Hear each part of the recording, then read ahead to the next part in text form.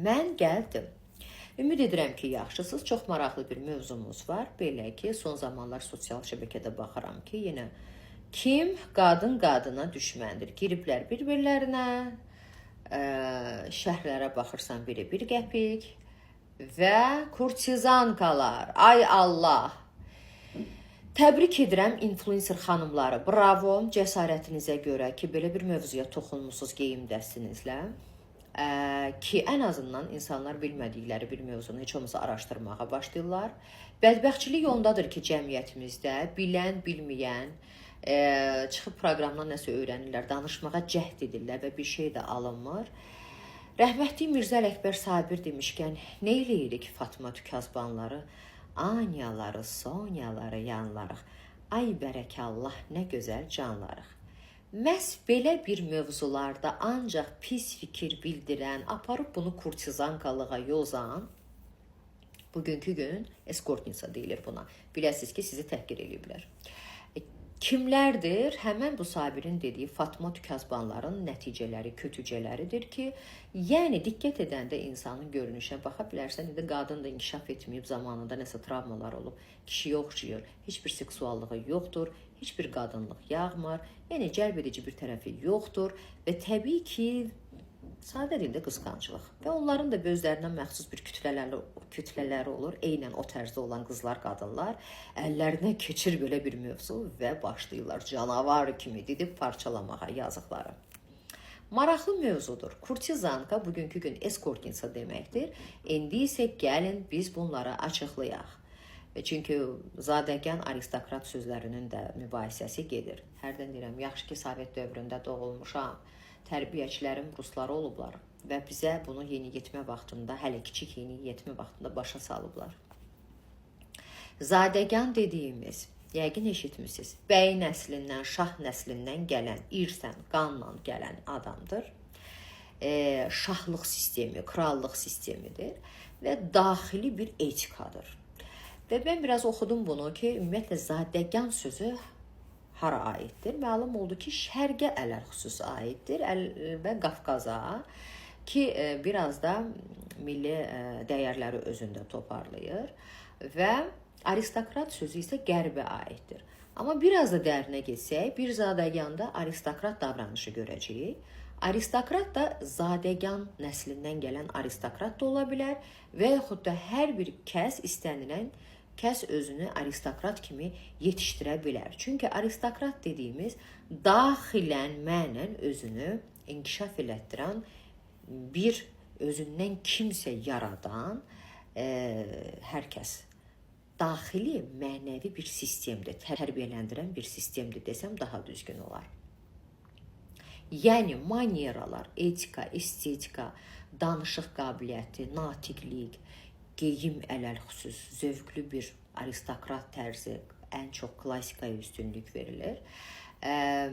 Yüksək emosional zəka, intellektuallığı ilə diqqəti cəlb etməyi bacaran, biraz manipulyasiyası olan, seksuallığı təbii ki və dözümlülük, iradə, təmkinlik, yeri gələndə sərt, sərtlik xarakterdə nümayiş elətdirmək və eyni zamanda da bəlkə tarixi filmlərdən görmüsünüz, aristokratların özlərinə məxsus bir oyun, sosial oyunları olur. Bu sosial oyunları bilməlidirlər, hətta idarə etməyi bacarmalıdırlar. Məsələn, kart oyunları, kazino oyunları filan.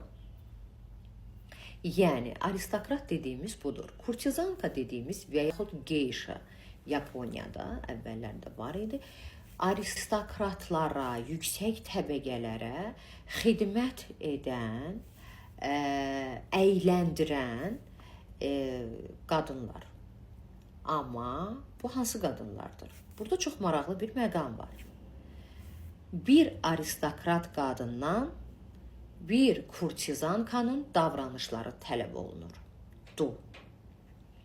Belə ki, bütün bu sadaladıqlarım var, etika, estetika, manyera, yüksək zəka, intellekt. Bu həm geyşada, kurtizanqada mütləq olmalıdır. Eyni zamanda da bir aristokrat qadında da olmalıydı. Fərq ondaydı ki, aristokrat qadın ediləni nümayiş elətdirməzdi, özünə məxsus bir çevrəsinin içində qalırdı. Kurtizankanın işi isə sosiala nümayiş elətdirməkdir. O bir oyunun içində olur və bu oyunu özü idarə edir əslində və nümayiş elətdirir. Cəmiyyətimizdə eskort insa desəz, bugün eskort insa varmı? Düşünmürəm. O dərəcədə özünü inkişaf elətdirən yüksək səviyyəli hər halda Bakı balaca şəhərdir. Seksuallıq məsələsinə gəlincə isə çoxu düşünür ki, seksuallıq açıq-saçıqlıqdır. Mən bu başqa bir reelsdə paylaşmışdım. Problemimiz bilirsiniz nədir? Heç nədən xəbərimiz olmur, bilmirik və birdən-birə nəyisə görəndə belə açıqlığa çıxanda bu vəhşi kimi görünür. Biraz kobud görünür, belə əxlaqsız kimi görünür. Yəni bu mənim influencer xanımlara aid deyil, çünki mən baxdım, çox gözəldir. Yəni başqa bir məsələlərdə. Seksuallıq, məsələn, insan var ki, baxırsan, qadın var ki, çox az bir yerə açıq ola bilər vücudunda, geyimində. O qədər vulqar görsənə bilər, çox vulqar görünə bilər, bədən ölçüsünə uyğun geyinməz və yaxud da o geyimə uyğun hərəkətləri, davranışı olmaz. Qadın da var, baxarsan ki, çox açıq-saçıq geyinər, amma onun içində sən bir zərafət, bir incəlik, bir gözəllik görə bilərsən də. Ona görə seksuallıq geyimlə ölçülmür. Seksuallıq bir xarakter göstəricisidir, xarakterdir. Xarakter isə sənin vizit kartındır. Xarakter sənin müqəddəratındır, yəni taleyindir. İnsanlar sənin xarakterinə görə bir fikir ortaya çıxardır. Və seksual dediyimiz insanın xarakterində sərhədləri olur. Yeri gələndə manyeraları onun da olur, amma onun biraz kəskinliyi, sərtliyi olur. Baxışları bir başqa baxışı olur. Toxunuşu, təması bir başqa olur. İstənilən bir qadının, mən həmişə deyirəm, rəqsindən, toyda, ziyafətdə nə cür rəqs edirsə, o qadın yataqda da o cürdür.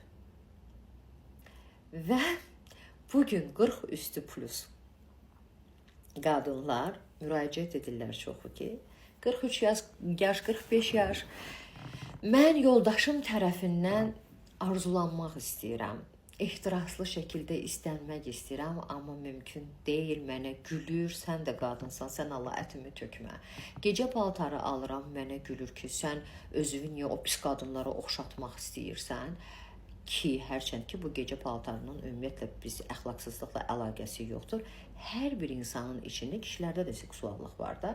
Baxırsan, ya xarizması, qadınlarda şarm və yaxud seksual qadın, seksual kişi, davranış, xarakter və ki, nəyə görə mənim yoldaşım məni istəmir? Əzim, çünki sənin cinsi kimliyin inkişaf eləməyib. Cinsi kimlik necə inkişaf edir? 12, 13, 14, 15, yəni 18-ə qədər zövq inkişafı, cinsi kimlik inkişaf edir ki, həmin o Fatma tükazbanların nəticələri, kötücələri özlərində görməyiblər, analarında görməyiblər. Düzgün qabağında saçını bəzəməkdir, paltarları dəyişməkdir. Məsələn, bir xanım yazır ki, qızımın 11 yaş var, tuş çəkir, vurub öldürmək istəyirəm, nə bilim. Yəni, cinsi kimlik bu şəkildə oyanır. Xarakteri bu şəkildə oyanır. Davranışlar bizdə vərdişə çevrilir və xarakter yaranır da.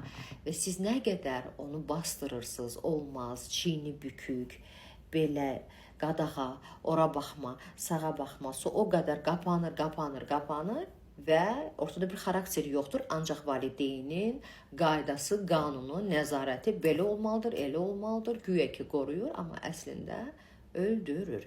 Nəyə görə deyilir ki, uşaqlara 80% tərif, dəstək edici sözlər, nə gözəlsən, nə qəşəngsən, ay sənin figuran nə gözəldir, məsələn, saçın nə, oğlan uşaqlarda vardı, yeni getmə vaxtı bütün günün güzgün qabağında sığal çəkirlər özlərinə.